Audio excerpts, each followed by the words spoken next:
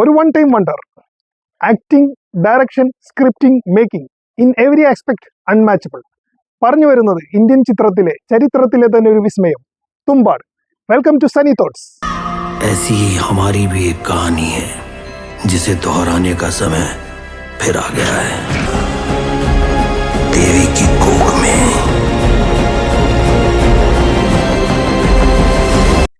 തുമ്പാട് എന്ന സാങ്കല്പിക ഗ്രാമത്തിലാണ് കഥ നടക്കുന്നത്. വിനായക് റാവു എന്ന കഥാപാത്രമാണ് ഇതിലെ നായക കഥാപാത്രം. ഇതിന്റെ നായക കഥാപാത്രം ചെയ്ത സോഹു ഷാ തന്നെയാണ് ഇതിന്റെ പ്രൊഡ്യൂസർ. വിനായക് റാവു തന്റെ ചെറുപ്പം തൊട്ടേ കേട്ടു വളർന്ന ഒരു കഥയാണ് തുമ്പാട് എന്ന ഗ്രാമത്തിലുള്ള കോട്ടയിൽ ഒളിഞ്ഞിരിക്കുന്ന നിധിയെക്കുറിച്ചുള്ള കഥ. ഈ നിധിയെ കാക്കുന്നത് ഹസ്തർ എന്ന ഒരു സത്വവും.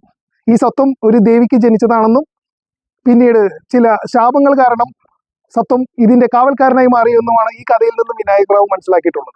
ഈ നിധി സ്വന്തമാക്കാനുള്ള വിനായക് റാവുവിന്റെ ശ്രമങ്ങളാണ് ചിത്രത്തിന്റെ ഇന്റർവെൽ വരെയുള്ള ഭാഗങ്ങൾ പറയുന്നത്. ശ്രമങ്ങൾ എന്ന് പറയാൻ കഴിയില്ല, ഒന്നിൽ കൂടുതൽ തവണ അദ്ദേഹം ആ നിധി തേടി പോവുകയും നിധി വിജയകരമായി എടുക്കുകയും ചെയ്തു. അതുപ്രകാരം തന്റെ ജീവിത രീതിയെല്ലാം മാറി ഒരു സമ്പന്നനായി മാറാൻ വിനായക് റാവുവിന് കഴിയുന്നുണ്ട്. പിന്നീട് തന്റെ മകനിലേക്കും ഈ കഥ വിനായക് റാവു പറയുകയാണ്. കാരണം മനുഷ്യന് എന്നും സ്വത്തിനോട് ഭയങ്കരമായിട്ടുള്ളൊരു അത്യാർത്തി കൂടുതലാണ്. മനുഷ്യന്റെ ഈ ഒരു സ്വഭാവത്തെ തന്നെയാണ് തുമ്പാട് വിശേഷിപ്പിക്കുന്നത്. പിന്നീട് തന്റെ മകനിലേക്ക് ഈ കഥ പറയുകയും മകനെ ഇതിനു വേണ്ടി അദ്ദേഹം പ്രാക്ടീസ് ചെയ്യിപ്പിക്കുകയും എല്ലാം ചെയ്യുന്നത് ഈ സിനിമയുടെ രണ്ടാം പകുതിയിൽ കാണിക്കുന്നുണ്ട്. ഒടുവിൽ അതുമൂലം ഒരു ചെറിയ പിഴവ് മൂലം മനുഷ്യന്റെ അത്യാർത്തി മൂലം വരുന്ന ചെറിയ പിഴവ് എത്രത്തോളം വലിയ വിലയാണ് കൊടുക്കേണ്ടി വരുന്നത് എന്ന് കാണിച്ചാണ് ചിത്രം അവസാനിക്കുന്നത്. 2018 ഒക്ടോബറിലാണ് ഈ ചിത്രം റിലീസ് ചെയ്തത്. റിലീസ് ചെയ്ത സമയത്തും ക്രിട്ടിക്സിന്റെ കയ്യിൽ നിന്ന് വളരെ മികച്ച അഭിപ്രായമാണ് ഈ ചിത്രത്തിന് നേടാൻ കഴിഞ്ഞത്. എന്നാൽ തിയേറ്ററിലേക്ക് വരുമ്പോൾ, കളക്ഷന്റെ കാര്യത്തിൽ വരുമ്പോൾ കാര്യമായ മുന്നേറ്റം അന്ന് ആ ചിത്രത്തിന് നേടാൻ കഴിഞ്ഞില്ല. 5 കോടിയോളം ബഡ്ജറ്റിൽ വന്ന ചിത്രം ഏകദേശം ഒരു 10 കോടിയോളം രൂപയാണ് തിയേറ്ററിൽ നിന്ന് നേടിയത്. എന്നാൽ അതിനുശേഷം 2024 ഈ ചിത്രം വീണ്ടും റിലീസ് ചെയ്യുകയുണ്ടായിരുന്നു.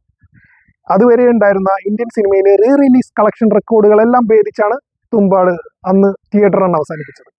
ഈ ചിത്രത്തിൽ കാണിക്കുന്ന മഴ സീസണെല്ലാം ഒരു ടെക്നോളജിയും യൂസ് ചെയ്യാതെ ശരിക്കുമുള്ള മഴ സീസൺ തന്നെയാണ് യൂസ് ചെയ്തിട്ടുള്ളത്. ഏകദേശം 6 കൊല്ലങ്ങൾ കൊണ്ട് 4 മൺസൂൺ സീസണുകളിലായിട്ടാണ് ഈ സീനുകളെല്ലാം എടുത്തു തീർത്തത്.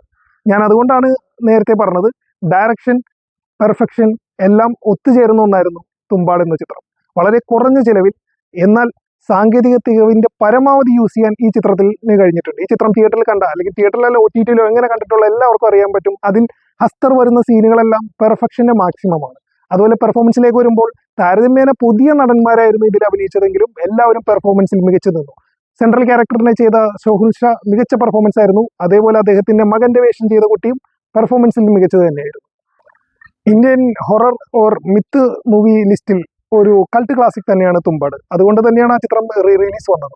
റിലീസിൽ വിചാരിച്ചതിനേക്കാൾ വലിയ വിജയം തുമ്പാടായതോടെ തുമ്പാടിന് 2ാം ഭാഗം ഉണ്ടാകുമെന്ന് director cum producer Sohum Shah announce ചെയ്ത് കഴിഞ്ഞു.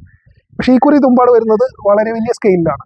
ഏകദേശം 100 കോടി രൂപയോളം ബഡ്ജറ്റിലാണ് പുതിയ തുമ്പാട് വരാൻ പോകുന്നത് എന്നാണ് അദ്ദേഹം പറയുന്നത്. അതുമാത്രമല്ല, ഇന്ത്യയിലെ തന്നെ മികച്ച വളരെ പ്രസിദ്ധമായ പല പ്രൊഡക്ഷൻ ഹൗസുകളും ഈ സിനിമയെ സഹകരിക്കാൻ തയ്യാറാണ്.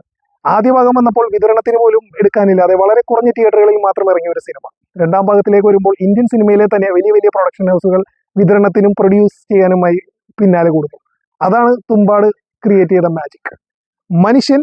മനുഷ്യനെ സ്വത്തിനോടുള്ള താല്പര്യം, ആഗ്രഹം, അത്യാഗ്രഹം, ഇത് ഇത്രയും മികച്ച രീതിയിൽ കാണിച്ച മറ്റൊരു ചിത്രമുണ്ടോ എന്ന് ചോദിച്ചാൽ ഇല്ല എന്ന് തന്നെ നിസ്സംശയം പറയാം.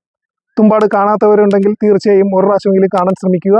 2ാം ഭാഗം എന്തായാലും വലിയ സ്കെയിലിൽ വരുന്നതുകൊണ്ട് തന്നെ ഒരു വലിയ വിപ്ലവോടെ സൃഷ്ടിക്കും നമുക്ക് പ്രതീക്ഷിക്കാം.